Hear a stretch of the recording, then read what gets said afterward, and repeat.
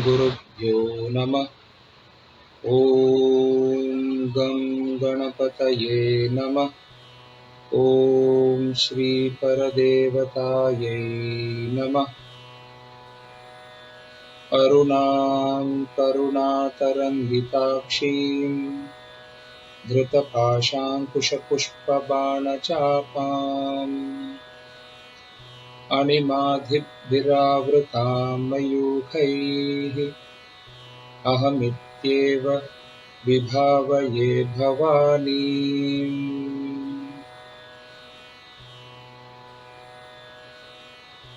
नमस्कार। श्री युगानंद नाथ जी उर्फ श्री जितेश सत्यन जी, जो श्री विद्या तंत्र पीडम के गुरु हैं, उन्होंने ललिता सहस्रनाम में पाए जाने वाले देवी त्रिपुर सुंदरी के नामावली पर साधना केंद्र भाष्य रची है। इस वीडियो मालिका के द्वारा हम उनके भाष्य को प्रस्तुत करने जा रहे हैं। मैं गणेश शास्त्री इस भाष्य को हिंदी में प्रस्तुत करने जा रहा हूं। तो आइए देखते हैं साधना केंद्रित ललिता सहस्रनामावली के पहले नाम का वर्णन। मातस्ते महिमा वक्तुं शिवेनापि न शक्यते, भक्त्याहं स्तोतुमिच्छामि प्रसीद परमेश्वरी। तो सुप्रसिद्ध शक्ति महिमना स्तोत्र के रचनाकार ऋषि दुर्वासा जी श्री माता को कुछ इस तरह पुकार लगाते हैं। हे जगन्माते, आपकी अपार महिमा का वर्णन तो स्वयं शिव जी भी नहीं कर सकते। मैं आपका भक्त पूर्ण श्रद्धा और भक्ति भाव से एक तुच्छ प्रयास करने जा रहा हूं आपकी महिमा का वर्णन करने का। आप सदैव मुझ पर प्रसन्न रहें, यही मेरी अनुरोध है। क्योंकि ललिता सहस्रनाम पर साधना केंद्रित भाष्य श्रृंखला का ये पहला वीडियो है, तो आइए हम शुरुआत करते हैं एक छोटी सी प्रस्तावना के साथ, जो साधना केंद्रित भाष्य की आवश्यकता को दर्शाती है। ब्रह्मांड पुराण के ललिता उपाख्यान में श्री विद्या का हेतु और किस प्रकार ये अन्य तंत्र पद्धतियों से विभिन्न है, इसे दर्शाया गया है। ऋषि अगस्त्य देखते हैं कि एक गृहस्थाश्रमी आध्यात्मिक उन्नति नहीं कर पा रहा और अपनी लौकिक भौतिक जरूरतों को पूरा करने करते बहुत कठिन परिश्रम कर रहा है और उसी में व्यस्त है।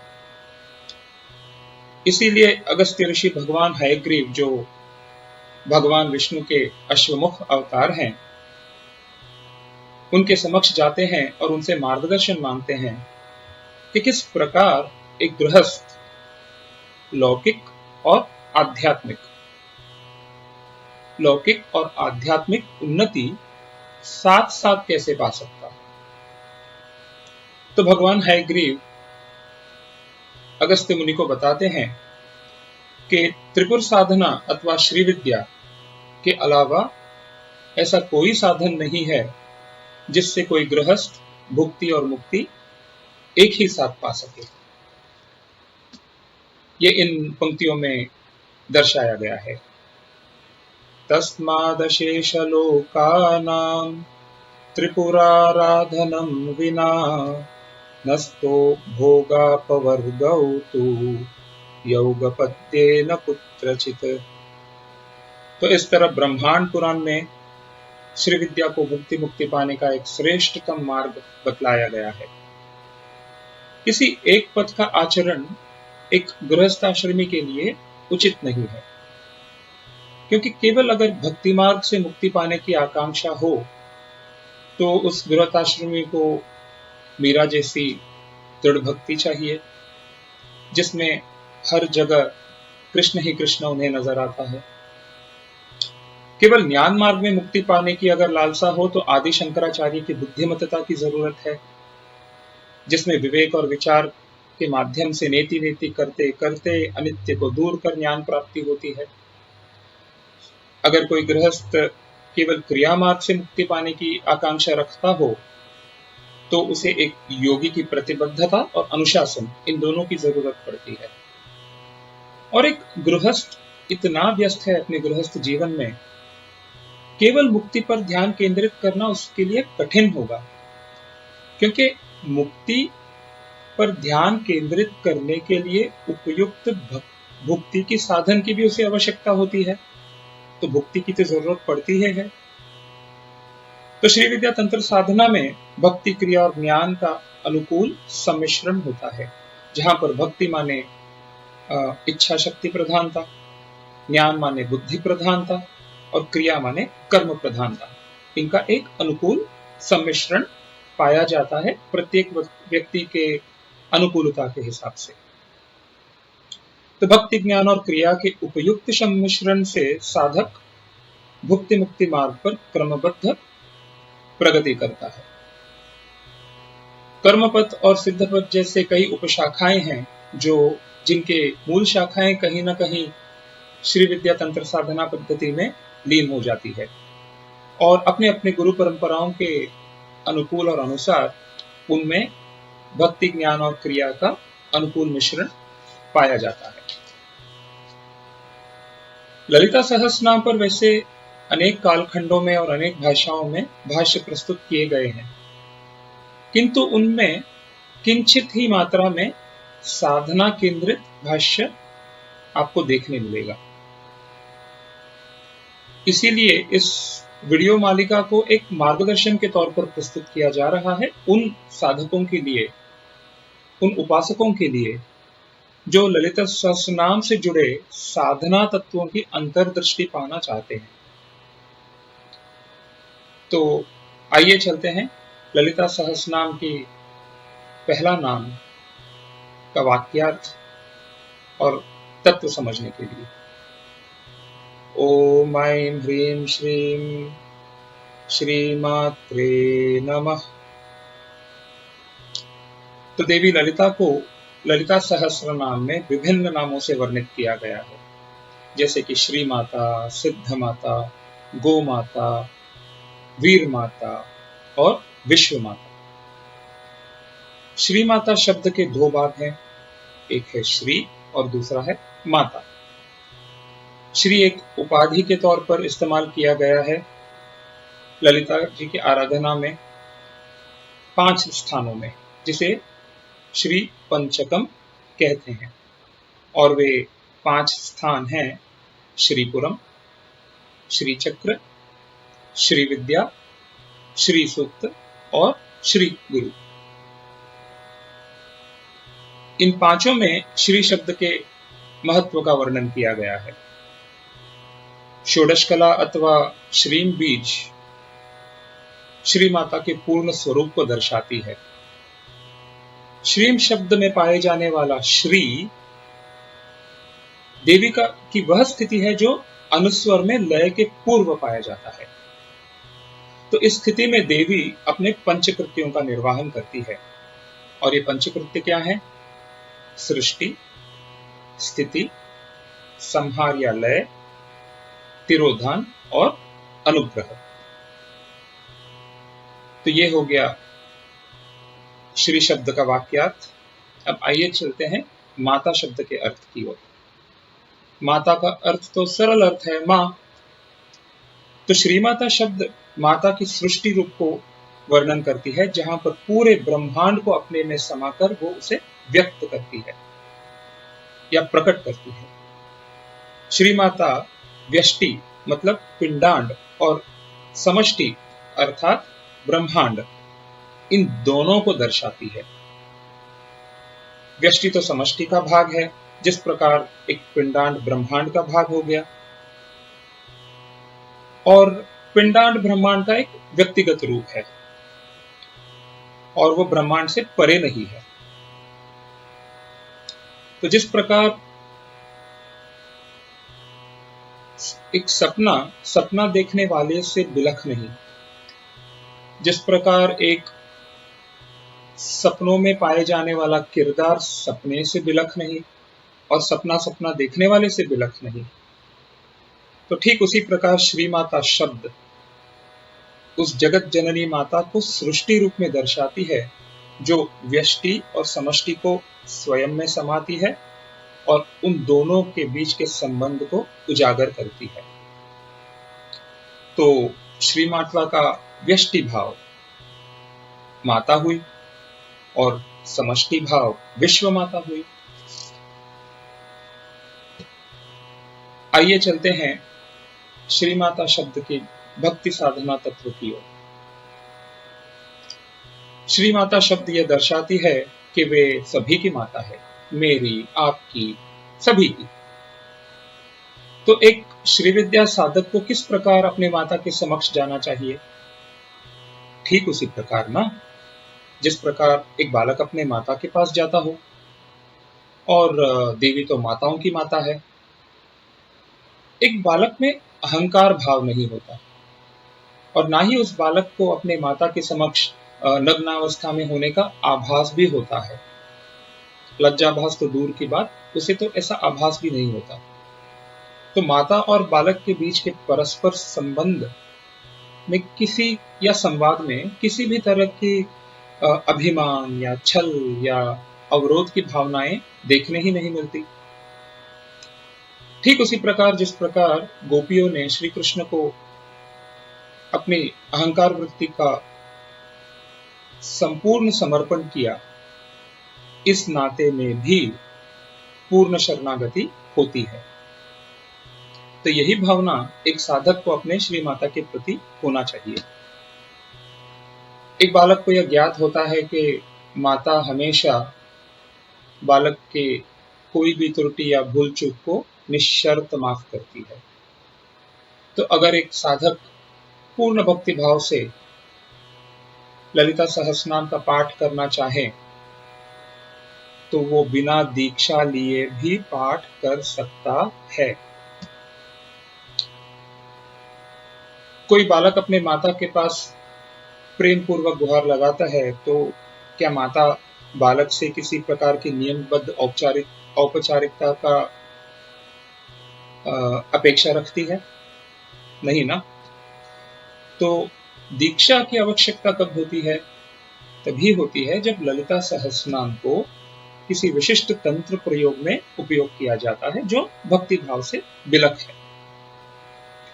तो इस प्रकार कोई बालक अपनी मां को भक्ति भाव से पुकारता है, वैसे ही इस पहले नाम ओम श्री मात्रे नमः का प्रयोग भी किया जाता है हर एक उस कार्य में शुभ लाभ पाने के लिए। एक बालक होने के नाते साधक को यह भी ज्ञात होता है कि माता उसे सही पथ पर मार्गदर्शन करती है और मार्गदर्शन हेतु उसे डांटती फटकारती भी है। तो फिर बालक कितना भी जिद करे, हट करे, माता तो वही करेगी जो बालक के लिए उपयुक्त है। तो श्री माता तो माताओं की माता है, जो साधक को संसार नामक भवसागर से न केवल तारती है, उसे मोक्ष मार्ग पर भी अग्रसर करती है। श्री माता के बालक होने की भावना साधक के उस हर एक कार्य में झलकना चाहिए जो श्री विद्या से संबंधित हो। किसी दृश्य अदृश्य शक्ति या कारण की वजह से अगर एक साधक के जीवन में किसी प्रकार की बाधा उत्पन्न हो जाए तो साधक ने क्या करना चाहिए? इस दृढ़ विश्वास और श्रद्धा से कि श्री माता हमेशा मेरी रक्षा करेगी और वो हमेशा मेरे साथ है, साधक ने उन कठिनाइयों का सामना करना चाहिए। श्री माता शब्द के विवेचन की ओर जाते हैं। श्री माता निस्सीम है, जिसकी कोई सीमा नहीं, या सर्वव्यापी, ऐसा भी हम वाक्यार्थ कर सकते हैं। एक और अर्थ बनता है कि श्री माता अर्थ मोक्ष प्रदायिनी है, जो हमने पहले कुछ और पहले देखा था। तो व्यवहारिक लेन देन वृत्ति के विपरीत साधक को माता के प्रति यही भावना होनी चाहिए कि माता उसकी सदैव रक्षा करती है और मोक्ष प्राप्ति हेतु उसे सही मार्गदर्शन देती रहेगी। कभी आपने देखा है कि कभी एक गुणी बालक अपने माता के प्रेम का मूल्यांकन करे? नहीं ना। तो जाहिर है कि श्री विद्या के नाम पर पैसा बटोरना एक श्री माता के साधक का गुण नहीं कहा जा सकता। अनेक तंत्र ग्रंथों में बताया गया है कि कई जन्मों के पुण्य अर्जित करने के बाद ही किसी इच्छुक को श्री विद्या साधक बनने का मौका भी मिलता है। कई लोग हैं जो ललिता सहस्रनाम का नित्य पारायण करते हैं। अगर आप उन्हें माता ललिता का चित्र दिखाइए जहां पर आसन पर विराजमान होकर शंख चक्र इक्षुचाप और बाण लिए बैठी हैं और आप पूछते हैं कि ये किन का चित्र है, तो बहुतांश साधकों को ये पता भी नहीं होगा कि ये ललिता माता का चित्र है। और उनमें से अनेक साधक केवल इसलिए ललिता सहस्रनाम का पारायण करते हैं ताकि उनकी भौतिक जरूरतें पूरी हो। बहुत कम लोगों में रुचि है कि ललिता सहस्रनाम पर साधना केंद्रित साधना किया जाए। तो अगर ये परिस्थिति है तो माता भी अपने भक्तों को परख कर चुनती है। बालक माता को सही भावना से जब पुकारता है तब माता अपने वात्सल्य से उसकी लौकिक जरूरतों को पूरा करती है और उसे मोक्ष मार्ग पर भी अग्रसर करती है। भक्ति साधना के दृष्टिकोण से ललिता सहस्रनाम का पहला नाम श्री माता मातृ बालक के रिश्ते में पाए जाने वाली प्रेम, करुणा, वात्सल्य, शरणागति, श्रद्धा और रक्षा, इन सारे भावनाओं को दर्शाती है। श्री माता के रूप में वे माताओं की माता है और भुक्ति मुक्ति प्रदान करती है। भक्ति साधना में श्री माता के समक्ष कैसे जाए? ठीक उसी तरह जैसा एक छोटा बालक अपने माता के पास निष्पाप भक्ति से जाए। इसी के साथ हम श्री माता शब्द का भक्ति तत्व का वाक्यार्थ को यही विराम देते हैं। तो आइए चलते हैं श्री माता शब्द के ज्ञान तत्व के अर्थ की हो। उसके पहले हम एक छोटी पंक्ति के साथ भक्ति साधना के कड़ी को यही विराम देंगे। जय देवी जगन्माते, जय देवी परात्परे, जय कल्याण निधये, जय काम कलात्मिके। इसका अर्थ है, जय हो देवी जो इस समस्त ब्रह्मांड की माता है। जय हो देवी जो व्यक्त अव्यक्त से भी परे है। सर्व मंगल के आधार उस जगत जननी माता की जय हो। जय हो शुद्ध परब्रह्म की जो सृष्टि और लय की केंद्र बिंदु है। तो आइए चलते हैं श्री माता ज्ञान साधना की ओर।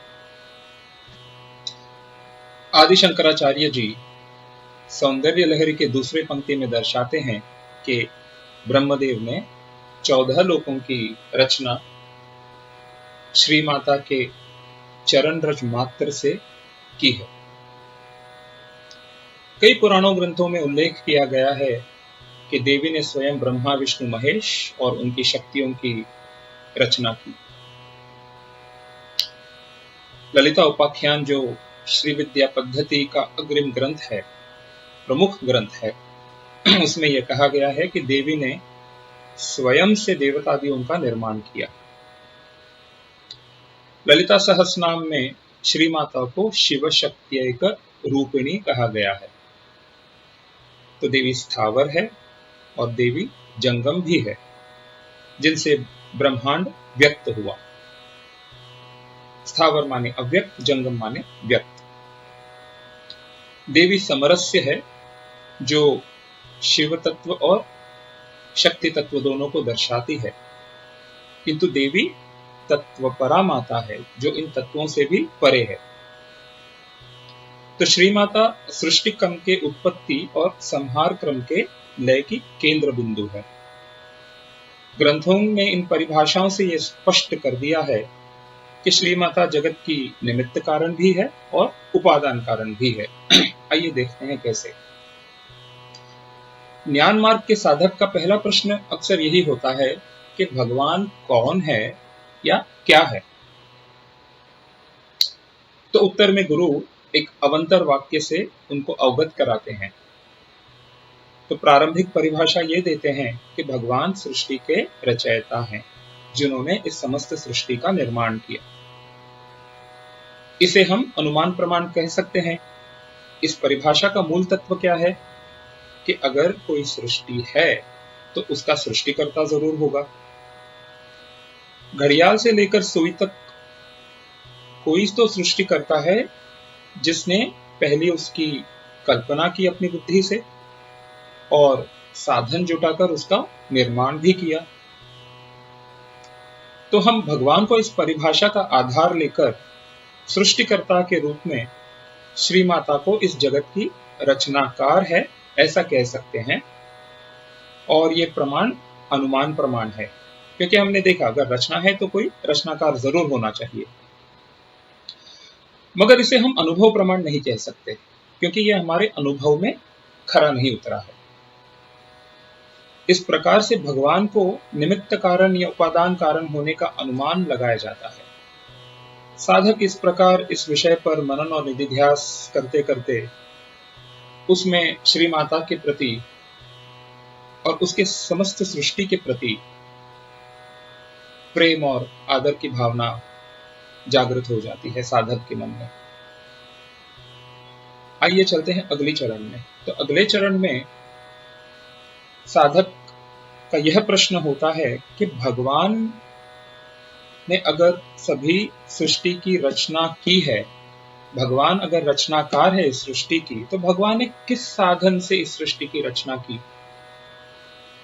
समझ लीजिए कि अगर किसी व्यक्ति विशेष ने किसी वस्तु विशेष का उपयोग करके किसी वस्तु का निर्माण किया, तो उस वस्तु विशेष की रचना भी किसी और वस्तु से हुई होगी। तो ऐसा पूछते पूछते पूछते हम कहीं नहीं पहुंचेंगे। इस प्रश्न को हम कहते हैं अनंत प्रतिगमंत प्रश्न, या इंग्लिश में कहते हैं रिग्रेशन एड इन्फिनिटम। तो इस तार्किक संकट से उभरने हेतु अगली परिभाषा दी जाती है कि माता नित्य है और वही सृष्टि की निमित्त और उपादान कारण दोनों है। मतलब सृष्टि के पीछे की बुद्धिमत्ता और सृष्टि का साधन दोनों माता स्वयं है। इस परिभाषा से हम इस उलझन से निकल सकते हैं कि उसके पहले क्या था, क्योंकि नित्य के पहले और कुछ नहीं होता और नित्य के बाद भी कुछ नहीं होता। ठीक उसी प्रकार एक गोलाकार लीजिए, गोलाकार में शुरुआत और अंत होता नहीं कहीं पर। तो सृष्टि की सामग्री अव्यक्त रूप में कैसे है, इस प्रश्न का उत्तर के लिए हम दो उदाहरण प्रस्तुत करेंगे। पहला उदाहरण है बीज का। बीज में एक वृक्ष बनने का संपूर्ण ज्ञान है। जो बीज में है अव्यक्त है और वही बीज वृक्ष बनता है।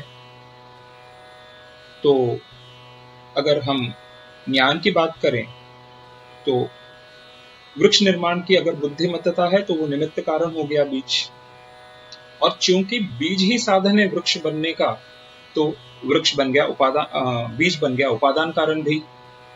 चलिए एक और उदाहरण लेते हैं, एक जीवांश को लेते हैं। एक जीवांश में वह पूर्ण बुद्धि और ज्ञान है एक जीव रचने की, और वही जीवांश धातु बनता है एक जीव की सृष्टि की। बिल्कुल। तो इस उदाहरण को अगर हम लें तो सृष्टि के पहले अव्यक्त रूप में श्री माता अपने गर्भ में सृष्टि को समाये रखती है और उसका प्रकटीकरण हिरण्यगर्भ के रूप में होता है। तो इसी प्रकार से हम श्री माता अथवा भगवान का अनुमान प्रमाण से संतुष्टि न रखकर अब अनुभव प्रमाण का भी अनुभव कर सकते हैं। इस परिभाषा से तो यह सिद्ध हो गया कि श्री माता का अस्तित्व केवल अनुमान प्रमाण नहीं है, बल्कि स्वयं सिद्ध अनुभव प्रमाण भी है। और क्योंकि श्री माता रचनाकार और रचना दोनों है, तो उनकी रचना उनका अंश है, ये हमारे अनुभव में भी सिद्ध हो गया। उनकी सारी रचनाएं उन्हीं का अंश हैं। इस प्रकार श्री माता निमित्त कारण भी बन गई और उपादान कारण भी हो गई। इस प्रकार साधक सृष्टि का अंग होने के नाते श्री माता का बालक हो गया, और इसी नाते सृष्टि की सारी रचनाएं उसके रिश्तेदार हो गए। इस भावना से मनन और निधिध्यास करते करते सृष्टि के समस्त रचनाएं, चाहे वो मनुष्य हो, प्राणी हो, वृक्ष हो, या श्री माता के कई अन्य रचनाएं हो, सभी के प्रति साधक के मन में प्रेम और आदर की भावना जागृत हो जाती है। अंतिम चरण में गुरु अपने शिष्य को महावाक्यों का बोध कराते हैं, जिससे उन्हें यह एहसास कराया जाता है कि साधक श्री माता से परे नहीं है, बल्कि वे और श्री माता एक ही हैं। साधक को जीवात्मा परमात्मा ऐक्यत्व अथवा पिंडांड ब्रह्मांड व्यष्टि समष्टि, ये जो नाता है, इससे अवगत कराया जाता है। साधक को ये अवगत कराया जाता है कि वह जीवात्मा परमात्मा से विभिन्न नहीं है, बल्कि वह स्वयं परमात्मा है। ज्ञान मार्ग के साधक को इसी माता बालक अथवा व्यष्टि समष्टि के नाते का पाठ यहाँ सीखने को मिलता है। यहाँ माता श्री माता है जो सृष्टि करता है, और साधक उनका बालक हो गया। और इस नाते के कई चरण, अभी हमने ये तीनों चरण देखे थे, तो हर चरण में व्यष्टि समष्टि का जो संबंध है वो उजागर होते जाता है, और इसी संबंध को मोक्ष मार्ग कहा जाता है। आइए जानते हैं श्री माता के कई और अर्थ। श्री माता का अर्थ मंगलमय हो सकता है, और एक और अर्थ है विष, क्योंकि उसे श्रीकंठ भी कहा जाता है, श्रीकंठार्ध शरीरिणी में। जब सृष्टि के सारे पहलू श्री माता का ही अंग हैं, तो साधक के मन में द्वैत भावना कहां से आ सकता है, जैसे प्रेम घृणा, उष्ण शीत, शुद्ध अशुद्ध। क्योंकि देवी सभी की निमित्त कारण है और उपादान कारण भी है, और निमित्त और उपादान कारण होने के वजह से वह सभी में संस्थित है। अगर शिव शक्तिमय सर्वम कहलाता है, तो शिव शक्ति एक रूपिणी श्री माता स्वयं सर्वमय हो गई। अगर इस तत्व को हम हमारे जीव भावना में उतारते हैं, तो ज्ञान पथ पर अग्रसर साधक किसी और के प्रति दुर्भावना कैसे रख सकता है? किसी के बारे में वह अशुद्ध है ऐसा विचार भी नहीं आएगा, क्योंकि अगर कोई और अशुद्ध है तो उसमें तो माता संस्थित है ही, तो क्या माता अशुद्ध है? ऐसा तो नहीं हो सकता। तो इस प्रकार से समस्त सृष्टि उस माता से निर्मित हुई, और किसी न किसी तरह से उस सृष्टि से साधक जुड़ा हुआ है। ये साधना क्रम के मनन और निधिध्यास प्रक्रिया का अगला पड़ाव है, जो साधक के मन में श्री माता अथवा प्रकृति के सभी अवयवों के प्रति, सभी अंगों के प्रति, सभी रचनाओं के प्रति प्रेम, करुणा, आदर और संयुक्तता, जुड़े हुए होने का भावना उजागर हो जाती है। श्री माता शब्द का अर्थ गहन है।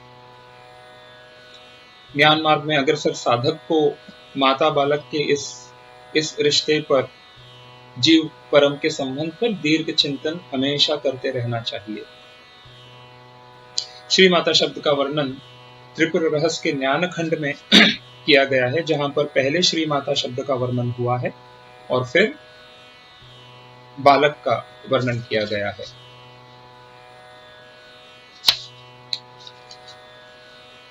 आइए हम देखते हैं उन पंक्तियों को।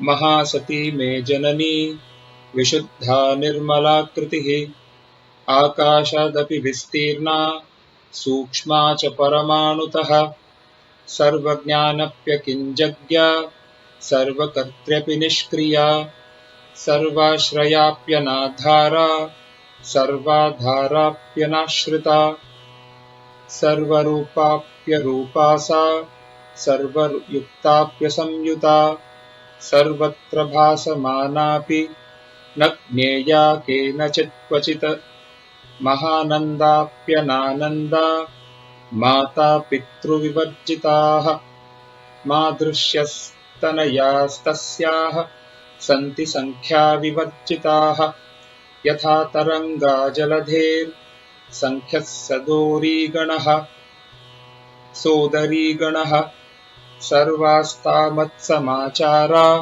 राजपुत्र भवन्ति वै महामन्त्रवती चाहं सर्वे रेतैः सखीगणैः संगता तत्परा चापि मातृतुल्या स्वरूपतः।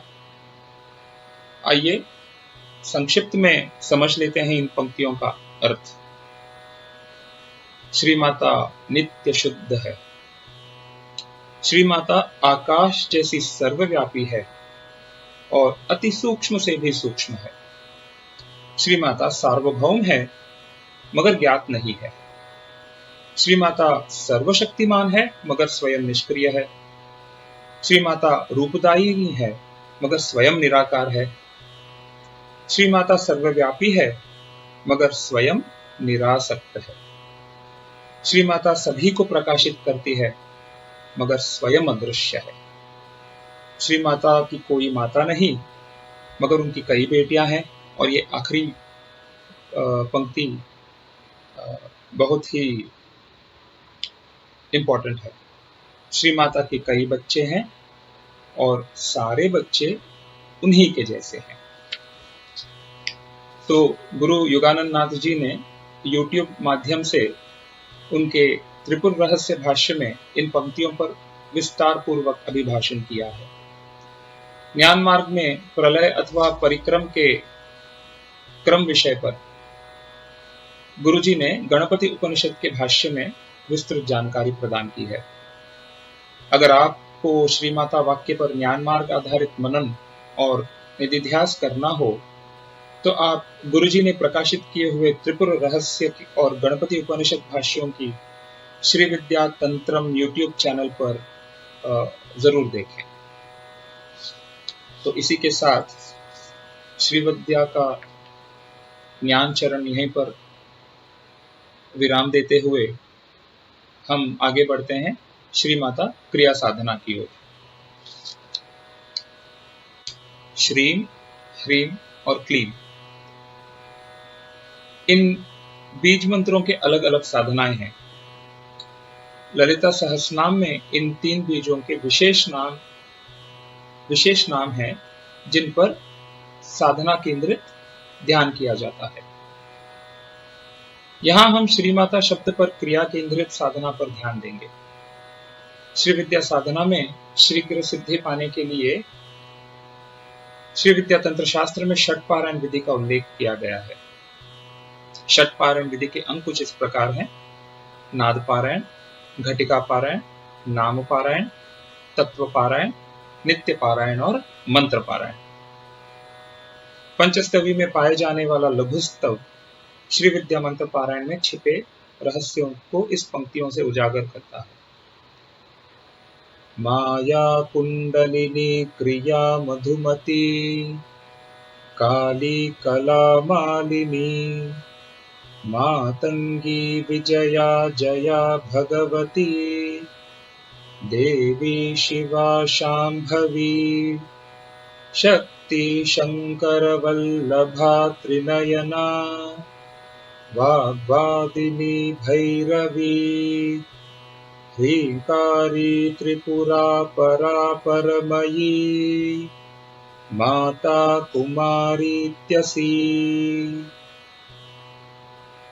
इन पंक्तियों में माया का अर्थ ह्रीम है और कुंडलिनी का अर्थ ऐन है। इस प्रकार अनावरण करते करते पंक्तियों के अंत में हम माता मंत्र तक पहुंचते हैं।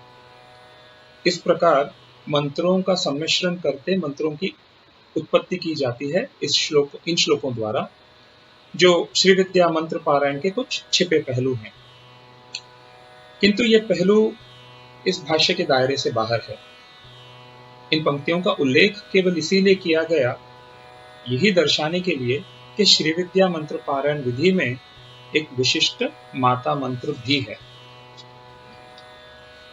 ललिता सहस्रनाम के 457वां नाम माता, इसे साधना मंत्र में माता मंत्र भी माना गया है। षोडश कला में इसे 10वें नित्य का मंत्र माना जाता है, जिसे नित्या नित्या भी कहते हैं अथवा माता भी कहते हैं, और पूर्वामनाय में द्वादशार्ध भी कहा गया है। श्री माता मंत्र का प्रमाण श्री विद्या संप्रदाय में कुछ इस प्रकार दर्शाया गया है। आगे क्रम एवं पीछे उत्क्रम से बाला मंत्र से संपुटित द्वादशार्ध। आगे क्रम एवं पीछे उत्क्रम से बाला मंत्र से संपुटित द्वादशार्थ। अर्थ जान लेते हैं। इस प्रकार से विभाजित श्री माता मंत्र क्रिया साधना में उपयोग किया जाता है। ऐं क्लीं सौ, हस कलर डैम, हस कलर डीम, हस कलर डौ, सौ क्लीं ऐं। बाला मंत्र और द्वादशार्थ मंत्र के मंत्रार्थ का हम ललिता सहस्रनाम में उचित नामावली में विस्तीर्ण भाषा प्रस्तुत करेंगे। द्वादशार्थ मंत्र के 3 कूट हैं। बाला मंत्र के क्रम और उत्क्रम में भी 3-3 बीज मंत्र हैं। इसे अगर हम एक साथ अगर देखें तो बाला क्रम पहला कूट हुआ, द्वादशार्थ मंत्र मध्य कूट हुआ और उत्क्रम तीसरा कूट हुआ। इस प्रकार हमें त्रिकूट मंत्र की प्राप्ति होती है। पहला क्रम पहला कूट ऐं क्लीं सौ, मध्य कूट जो द्वादशार्थ कूट है वो हस कलर डैम, हस कलर डीम, हस कलर डौ, और अंत में आता है बाला मंत्र जो उत्क्रम विधि में है, सौ क्लीं ऐं। द्वादशांत वह बिंदु है जहां पर हमारे अंदर की जीवात्मा परमात्मा से मिल जाता है। बाला हमारे अंदर की जीवात्मा है, जीवात्मा शक्ति है जो मूलाधार में स्थित है और वहां से उभरकर द्वादशांत तक पहुंचती है उन तीनों बीजों के सहारे। कौन से 3 बीज? ऐं क्लीं सौ। इन तीनों बीजों के सहारे वह मूलाधार से द्वादशांत तक पहुंचती है और जीवात्मा का विस्त्रीकरण होता है द्वादशार्ध मंत्र के रूप में।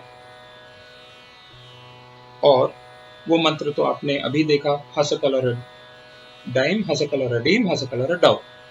ये हो गया द्वादशार्थ मंत्र, ये हो गया विस्त्रीकरण, ऐं क्लीं सौ का विस्त्रीकरण हो गया। और इस मिलन के पश्चात कुंडलिनी शक्ति फिर से गति पाती है मूलाधार की ओर बाला के उत्क्रम मार्ग से, जो है सौ क्लीं ऐं। यही श्री माता मंत्र का क्रिया रूपी मंत्रार्थ है। इसी मंत्र का ध्यान रूप कुछ इस प्रकार है। आप अगर कल्पना करेंगे कि बाला, देवी बाला श्री माता की गोद में बैठी है, जहां पर देवी बाला जीवात्मा है और ललिता माता परमात्मा है। व्यष्टि शक्ति बाला हुई और समष्टि शक्ति ललिता हुई, और व्यष्टि शक्ति समष्टि शक्ति में संविलीन हुई है। तो इसी प्रकार देवी बाला ललिता माता के गोद में बैठे होने का जो ध्यानार्थ निकलता है, वो व्यष्टि समष्टि के संबंध को दर्शाता है। तो इसी प्रकार श्री माता क्रिया साधना में हम ध्यान मंत्र और मंत्रार्थ का अनावरण करते हैं। तो हमारी यही अपेक्षा है कि जो साधक श्री माता नाम के भाष्य का श्रवण कर रहे हैं, उन्हें अब सरलता से समझ आ गया होगा कि तीनों साधनाएं, भक्ति, ज्ञान और क्रिया, श्री विद्या उपासक को एक ही गंतव्य स्थान तक पहुंचाती है, जहां अनुभव पूर्वक समझ से माता बालक के संबंध को प्रस्थापित किया जाता है।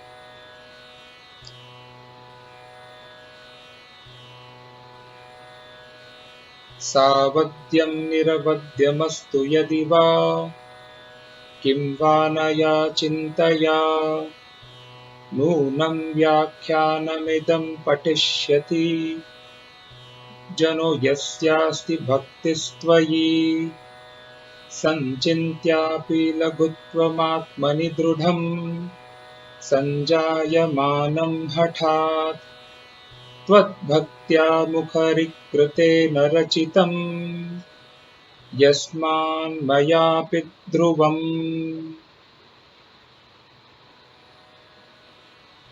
इस पंक्ति का अर्थ समझ लेते हैं। मैं अज्ञानी जरूर हूं, मगर यह पंक्ति मेरी बुद्धि में आपकी भक्ति की वजह से आई है। यह भले आपत्तिजनक हो या सर्वमान्य हो, आपके उपासक इस पर जरूर मनन करेंगे, ऐसा मेरा विश्वास है। श्री माता चरणारविंदार्पणमस्तु।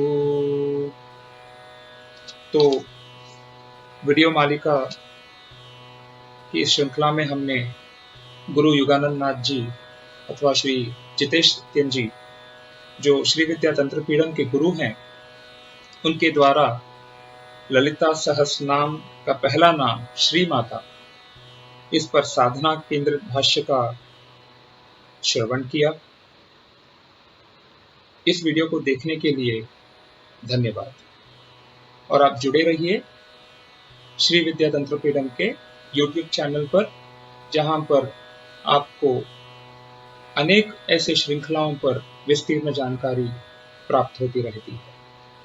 धन्यवाद।